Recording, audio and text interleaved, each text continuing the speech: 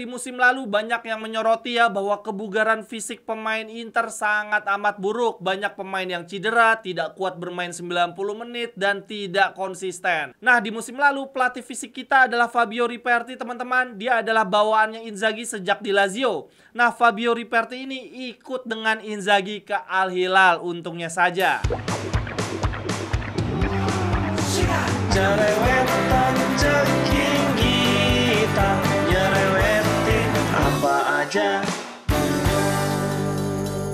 Teman-teman, yang sedang kalian saksikan saat ini adalah Cerewetin Inter. Gimana nih teman-teman kabarnya? Apakah moodnya sudah membaik, sudah pulih pasca kekalahan memalukan di final Liga Champions yang lalu? Hari ini gue ingin mengajak teman-teman semua, yuk kita cerewetin staf pelatih Christian Cifu. Bukan Inter namanya teman-teman kalau Mercatonya nggak pakai drama ya. Sebelumnya kita sudah ada drama dalam pemilihan pelatih. Incaran utama Marotta adalah Fabregas. Waktu itu dikatakan bahwa hubungan kita dengan Fabregas sudah semakin dekat. Tetapi sayangnya tidak mendapatkan lampu hijau dari Presiden Como, Bapak Mirwan Suwarso. Dan akhirnya Marotta Ausilio beralih ke opsi kedua, Christian Cifu. Gue pikir teman-teman, dengan keberhasilan Inter memastikan Christian Cifu, drama sudah selesai.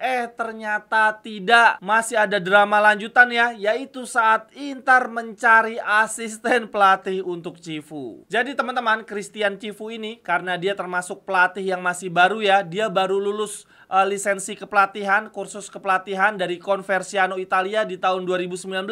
Jadi ya hitungannya Cifu ini masih baru, sehingga dia belum memiliki tim kepelatihan, staf kepelatihan yang solid. Berbeda dengan pelatih-pelatih Inter sebelumnya ya, dari Inzaghi, Conte, bahkan Spalletti, Mancini, begitu juga Mourinho. Ketika mereka datang ke Inter, yang datang bukan cuma pelatihnya aja nih, bukan sosok pelatihnya, akan tetapi mereka membawa gerbong ya di belakangnya yang berisi staf kepelatihan yang sudah dipercaya oleh masing-masing pelatih. Ya, kalaupun ada perubahan atau penambahan staf pelatih, paling 1-2 posisi saja. Contohnya saja teman-teman, seingat gue ya, ketika Mourinho datang ke Inter, Mourinho dia ingin didampingi oleh sosok yang dihormati oleh ruang ganti Inter, oleh legenda Inter. Akhirnya asisten pelatih ketika Mourinho di Inter adalah Giuseppe Baresi. Sedangkan selebihnya untuk pelatih fisik maupun pelatih teknis itu adalah orang-orang bawaan Mourinho dari sejak di Porto, Chelsea, kemudian dibawa juga ke Inter. Lalu demikian juga ketika Conte datang ke Inter menggantikan Spalletti, itu dia juga membawa orang-orang kepercayaannya ya, termasuk asisten pelatihnya pun adalah orang kepercayaan Conte. Dia cuma membuat 2 perubahan ya, yaitu merekrut pelatih fisik yang baru, Pintus, dan selain itu teman-teman, Conte sama juga seperti Mourinho ingin didampingi oleh sosok yang dihormati oleh Inter ya, legenda Inter. Dalam hal ini Inter akhirnya merekrut Lele Oreali ya, legenda Inter yang juga pernah menemani Mourinho. Di eranya Conte teman-teman, Lele Oreali bertugas sebagai manajer tim ya, sebagai orang yang menjadi penghubung, menjadi jembatan antara pemain dan manajemen. Nah, begitu juga berlanjut di eranya Inzaghi. Ketika dia datang ke Inter, Inzaghi bahkan membawa 7 staf pelatih yang sudah dia percaya sejak zaman di Lazio. Namun, berbeda ceritanya dengan Cifu teman-teman. Berhubung dia masih baru, dia belum memiliki staf pelatih yang solid. Ini dari berbagai sumber yang gua baca teman-teman, Cifu cuma membawa 1 orang kepercayaan yang bersama dia sejak di Parma, yaitu Angelo Polombo yang mendapatkan peran sebagai staf pelatih teknis.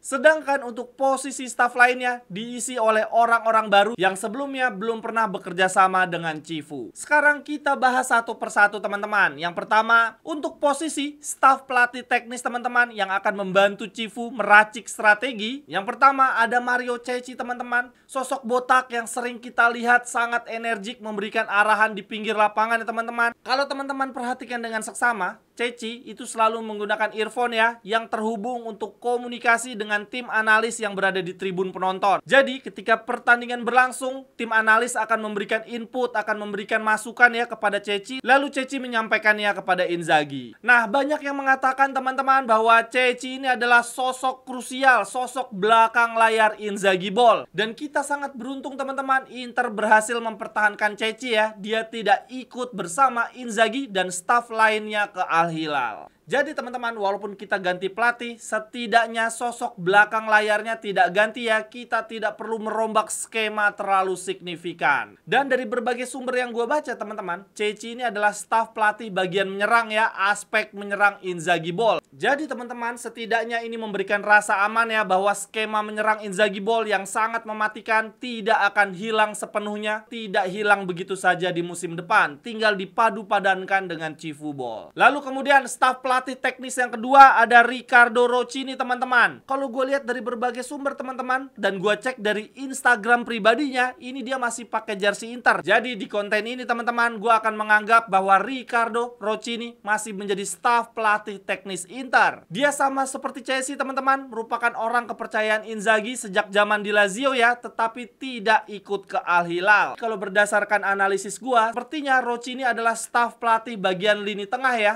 Karena Cifu dalam mencari asisten pelatih, dia selalu mencari asisten yang punya background kuat di lini pertahanan. Jadi sepertinya Cifu ingin bagi tugas untuk asisten pelatih. Ceci bagian aspek lini depan, Roccini bagian lini tengah, dan untuk lini belakang akan diemban oleh asisten pelatih. Dan oleh karena itu, nggak kaget juga nih kalau nama Roccini menghilang ya di berbagai media. Dia tidak termasuk dalam staf pelatih Christian Cifu, karena untuk staf pelatih bagian lini tengah bisa juga diisi oleh Palombo. Jadi teman-teman, kalau dari gue pribadi, gue belum bisa memastikan nih, staf pelatih bagian teknis Cifu diisi 3 atau 4 orang pemain. Yang belum pasti adalah si Roccini. Lalu kemudian kita beralih ke staf pelatih Cifu berikutnya, yang berfokus ke lini belakang sekaligus menjadi asisten pelatih. Nah ini teman-teman, ada drama nih di sini, tidak kalah menarik dengan drama pencarian pelatih Inter ya. Awalnya untuk asisten pelatih, Inter menginginkan nama Martusciello, nama yang sangat terkenal di Italia sebagai mastermind, sebagai ahlinya lini belakang, ahlinya pertahanan. Jujur tadinya gue seneng banget nih kalau Martusciello berhasil menjadi asisten pelatihnya Cifu. Artinya sosok yang berada di belakangnya Cifu adalah sosok yang sangat kuat. Sudah lengkap ya. Untuk lini depan ada Ceci dengan Inzaghi Ball yang mematikan.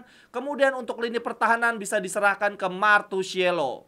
Dia ini pertama kali dikenal sebagai ahli defensif ya, ahli pertahanan di Italia ketika dia menjadi asistennya Sarri di Empoli. Saat itu nama Sarri lagi naik daun ya, lagi muncul ke permukaan dengan permainan ultra ofensifnya. Tetapi di satu sisi lini pertahanan Empoli sangat amat solid dan sosok di belakang layarnya adalah Martusciello ini. Lalu kemudian Inter merekrut Martusciello dijadikan staf pelatihnya Spalletti teman-teman, dan berdampak sangat bagus ya.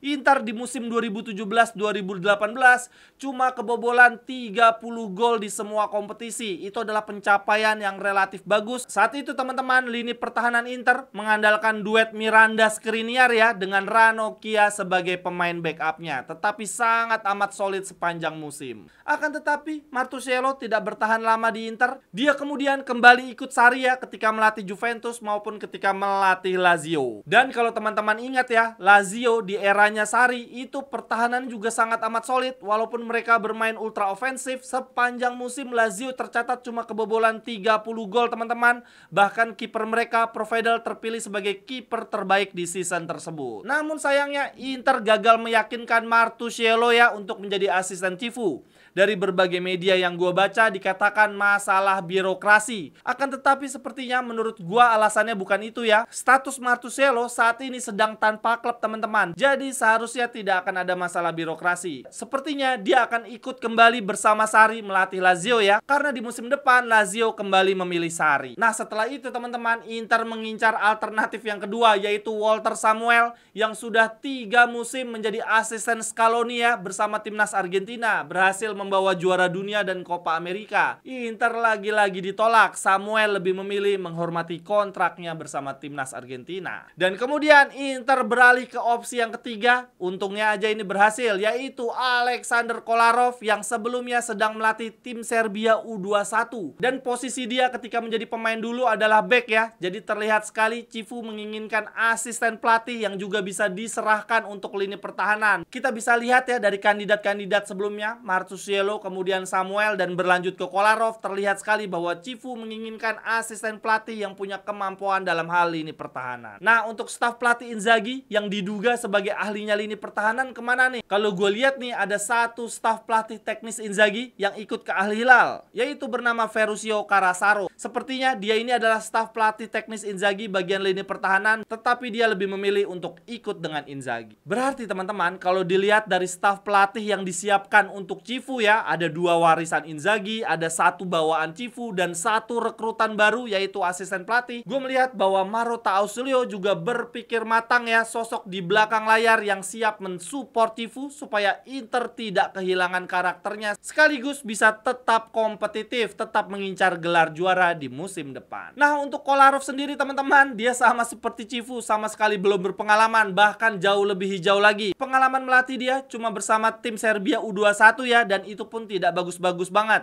Tetapi setidaknya Kolarov juga lulusan Conversiano ya, sebagai universitas penghasil pelatih-pelatih terbaik di dunia. Lalu kemudian staf pelatih teknis berikutnya ada Angelo Palombo yang dibawa oleh Cifu sejak di Parma ya.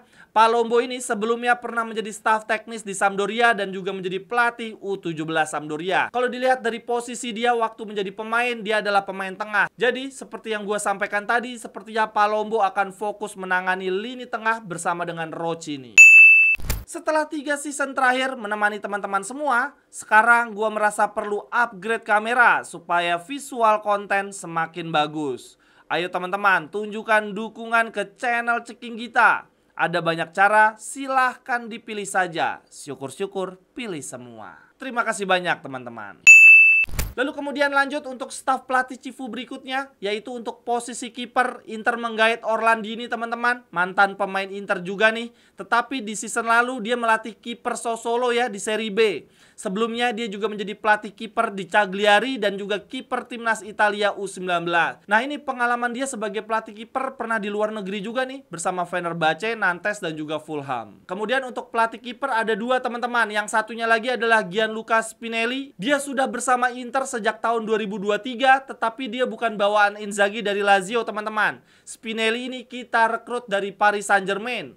Sebelumnya, Spinelli ini pernah menjadi staf pelatih kiper di timnas Italia dan Chelsea bersama Conte, lalu pernah juga di Genoa dan Como. Lalu kemudian staf pelatih berikutnya, ini yang menarik teman-teman, yaitu staf pelatih bagian fisik ya, bagian fitness, kebugaran. Kenapa gue bilang menarik? Karena di musim lalu banyak yang menyoroti ya bahwa kebugaran fisik pemain Inter sangat amat buruk. Banyak pemain yang cedera, tidak kuat bermain 90 menit, dan tidak konsisten. Nah, di musim lalu pelatih fisik kita adalah Fabio Riperti teman-teman. Dia adalah bawaannya Inzaghi sejak di Lazio. Nah, Fabio Riperti ini ikut dengan Inzaghi ke Al Hilal, untungnya saja. Nah, untuk di musim depan bersama Cifu, Inter merekrut 2 pelatih fisik yang baru. Yang pertama adalah Stefani Rapetti teman-teman. Ini adalah nama yang tidak asing karena pernah menjadi pelatih fisik Inter juga ketika eranya Mourinho, luar biasa. Nah, setelah bersama Inter, berikutnya dia menjadi pelatih fisik di Empoli, Sampdoria, MU, Milan, Torino, Roma, dan bahkan di season kemarin Rapetti itu ada di Fenerbahce membantu Mourinho ya. Akan tetapi teman-teman, ini kalau gue lihat dari situs transfer market, role-nya Rapetti di Fenerbahce bukan pelatih kebugaran, bukan pelatih fisik, melainkan posisi dia adalah sport science sebagai ahlinya, sebagai ilmuwan olahraga. Ya, menurut gue kurang lebih sama lah ya, sebagai orang yang bertanggung jawab terhadap kebugaran pemain. Nah, untuk terkait kebugaran para pemainnya, Inter selain merekrut Rapetti juga merekrut 1 orang lagi teman-teman, yaitu bernama Maurizio Facchini. Dia sebelumnya pernah menjadi pelatih fisik di Inter, lalu kemudian pindah ke Sassuolo dan sejak 2021 di Roma. Di musim lalu dia masih ada di Roma, kemudian direkrut oleh Inter. Jadi teman-teman, Inter kehilangan 1 pelatih fisik yaitu Fabio Riperti ya, ngikut Inzaghi ke Al Hilal, lalu kemudian digantikan oleh 2 orang yaitu Rapetti dan juga Facchini. Berarti ini semua udah gue bahas ya. Pelatih Cifu, kemudian asisten pelatih ada Kolarov dengan background lini pertahanan.